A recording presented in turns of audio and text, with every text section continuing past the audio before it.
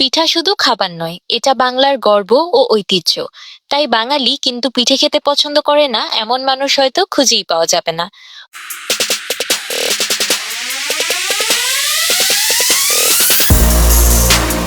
Modern রেসিপির ভিড়ে আজকে আপনাদের বানিয়ে দেখাবো গ্রাম বাংলার ঐতিহ্যপূর্ণ এক সাদামাটা পিঠা, যার স্বাদে ও গন্ধে পাবেন পুরোনো দিনের ছোঁয়া।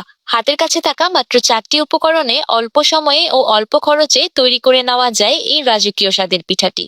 আসসালামু আলাইকুম। আমি প্রথমে একটি প্যানে দিয়ে দিলাম 2 টেবিল চামচ ঘি। আপনার ইচ্ছে করলে এখানে ঘিয়ের পরিবর্তে তেলও ব্যবহার করতে পারবেন। ঘিটা হালকা গরম হয়ে যাওয়ার পর দিয়ে দিব 2 কাপ চালের গুঁড়ো। আমি এখানে শুকনো আতপ চালের গুঁড়োটা ব্যবহার করছি, আপনারা ইচ্ছে করলে ভিজাটাও ব্যবহার করতে পারবেন। আমি চালের গুঁড়ার সাথে আগে থেকেই 1.5 চা চামচ লবণ মিক্স করে রেখেছিলাম, তাই সেটা দেখাতে পারলাম না।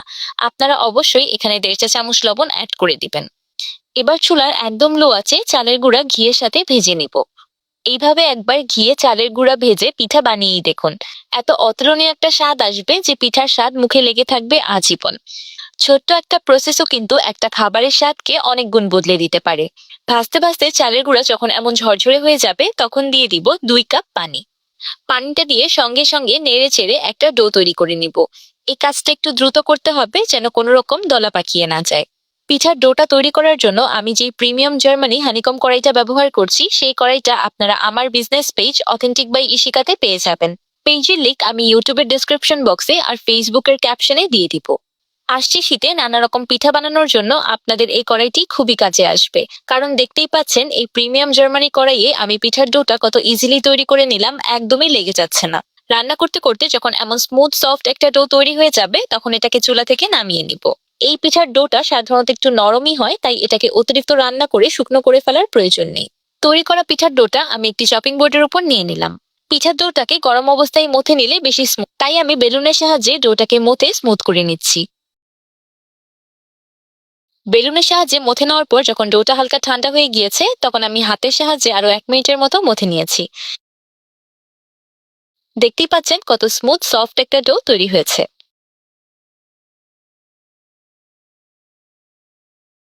এবার একটি ভিজা কাপড় দিয়ে আমি ডোটাকে ঢেকে রেস্টে রেখে দিব 10 মিনিটের মতো। তাহলে চলুন এই 10 মিনিটে পিঠার পুরটা তৈরি করে নিই। পিঠার পুর বানানোর জন্য একটি ফ্রাইং প্যানে দিয়ে দিলাম 1/2 কাপ খেজুর গুড় আর 1.5 কাপ নারিকেল কোরানো। এবার চুলার মিডিয়াম আঁচে নেড়ে চেড়ে পুরটাকে রান্না করতে থাকবো গুড়ের পানিটা সম্পূর্ণ শুকিয়ে আঠালো হয়ে যাওয়া পর্যন্ত। আমি এখানে খেজুরের নলেন দানাদার গুড়টা ব্যবহার করেছি, আপনারা ইচ্ছে করলে পাটালি গুঁড়ো ব্যবহার করতে পারবেন, কোনো অসুবিধা নেই। রান্না করতে করতে গুড়ের পানিটা সম্পূর্ণ শুকিয়ে গিয়ে এমন একটা আঠালো পুর তৈরি হয়ে গিয়েছে। এবার এটাকে চুলা থেকে নামিয়ে নিব। চুলা থেকে নামিয়ে আমি পুরটাকে ঠান্ডা করে নিয়েছি। এবার অল্প একটু পুর নিয়ে হাতের সাহায্যে লম্বা শেপ দিয়ে দিব, যেমনটা ঠিক ভিডিওতে দেখতে পাচ্ছেন। পিঠাটা যেই সাইজের বানাতে চান এই পুরগুলোকে ঠিক সেই সাইজ দিয়ে দিলেই হবে। আমার সবগুলো পুর শেপ দেওয়া হয়ে গিয়েছে। তাহলে চলুন এখন পিঠাগুলো তৈরি করে নিই। এতক্ষণে ডোটা খুব ভালোভাবে রেস্ট হয়ে গিয়েছে। পিঠা তৈরি করার আগে আমি ডোটাকে আরো 1 মিনিটের মতো মথে নিয়েছি। এবার পিঠার ডো থেকে অল্প একটু লেচি কেটে আমি পিঠার শেপ দিয়ে দিব। আঙুলের সাহায্যে চেপে চেপে পিঠার ডোটাকে হালকা ফ্ল্যাট করে নিলাম। এবার উপরে দিয়ে দিলাম আগে থেকে তৈরি করে রাখা গুড় আর নারিকেলের পুর। এখন পুরটাকে আঙুলের সাহায্যে চেপে চেপে খুব ভালোভাবে সিল করে দিব। আর এমন লম্বাতে একটা শেপ তৈরি করে নেব, যেমনটা ঠিক ভিডিওতে দেখতে পাচ্ছেন। তো তৈরি হয়ে গেল একটি পিঠা। আমি একইভাবে সবগুলো পিঠা তৈরি করে নিয়েছি। পিঠাগুলোর শেপ দেওয়া একদমই ইজি, একবার চেষ্টা করলেই পারা যায়। পিঠার ডোটা যদি একদম পারফেক্ট হয় তাহলে পিঠাগুলোও একদম পারফেক্ট হবে ইনশাআল্লাহ। পিঠা শেপটাকে আরো সুন্দর করার জন্য আমি একটি নাইফের সাহায্যে 2 সাইড থেকে কেটে নিচ্ছি। যেহেতু গ্রাম বাংলার ঐতিহ্যবাহী পিঠা বানাচ্ছি তাই নিয়ে নিয়েছি কলাপাতা। কলাপাতা এই পিঠাটির স্বাদে এক বিশেষ ভূমিকা রাখে। আমি কলাপাতাগুলোকে এমন লম্বা লম্বা করে কেটে নিয়েছি। এখন পাতাগুলোতে হাতের সাহায্যে তেল মাখিয়ে নিলাম। সবগুলো কলাপাতাতেই তেল মাখানো হয়ে গিয়েছে। এবার কলাপাতা দিয়ে তৈরি করে রাখা পিঠাগুলোকে মুড়িয়ে নেব। যারা দেশের বাইরে থাকেন বা হাতের কাছে কোনোভাবেই কলাপাতা পাবেন না তারা এই প্রসেসটাকে স্কিপ করতে পারেন। কলাপাতায় মোড়ানো ছাড়াও এই পিঠাগুলো ভাপে তৈরি করা যাবে, কিন্তু প্রত্যেকটি পিঠা ইন্ডিভিজুয়ালি কলাপাতায় মুড়িয়ে নেওয়ার কারণ হলো যেন কলাপাতার একটা ফ্লেভার পিঠাগুলোর ভিতরে ইনফিউজ হয়ে যায়। শেষের অংশটাকে একটি টুথপিকের সাহায্যে সিল করে দিচ্ছি যেন পাতাটা খুলে না যায়। আমি একইভাবে সবগুলো পিঠা কলাপাতায় মুড়িয়ে নিচ্ছি। কলা পাতায় মুড়িয়ে নেওয়া পিঠাগুলো আমি একটি স্ট্রেনারের উপর নিয়ে নিলাম। পিঠাগুলোকে ভাপ দেওয়ার জন্য আমি একটি পাত্রে পরিমাণ মতো পানি গরম করে নিয়েছি।